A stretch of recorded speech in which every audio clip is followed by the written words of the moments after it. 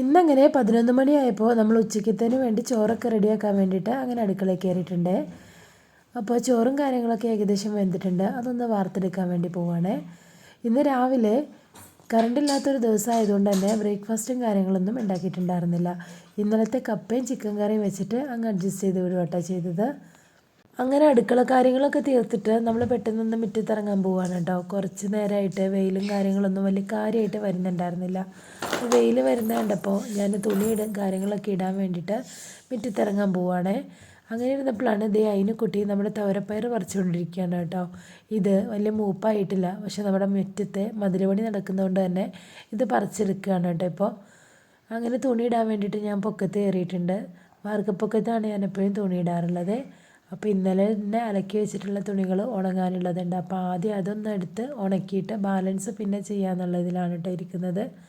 അങ്ങനെ അതൊക്കെ ഒന്ന് എടുത്ത് വെയിലത്ത് തുണി വിരിച്ചിടാൻ വേണ്ടി കയറിയിട്ട് അവിടെ നിന്ന് കുറച്ച് കൊച്ചു വർത്താനങ്ങളും കാര്യങ്ങളൊക്കെ പറഞ്ഞ് അവിടെ തന്നെ നിൽക്കുകയാണ്. അതിനെക്കുട്ടി താഴെയാണ്. അപ്പോൾ അവൾ ഓരോ മെനവണികളൊക്കെ പറഞ്ഞിട്ട് എന്നോട് ഇങ്ങനെ സംസാരിച്ചുകൊണ്ടിരിക്കുകയാണ് കേട്ടോ.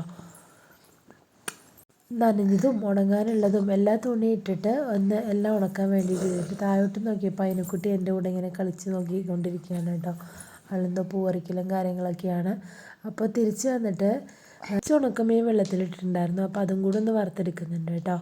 അപ്പാക്ക് കഞ്ഞിയാണ് കൊണ്ടുപോകുന്നത്. അപ്പം അതിന് കറിയായിട്ട് ഉണക്കമീൻ കൊടുത്തു വിടാമെന്ന് ഓർത്തിട്ട് അതൊന്ന് വറുത്തെടുക്കുന്നുണ്ട്.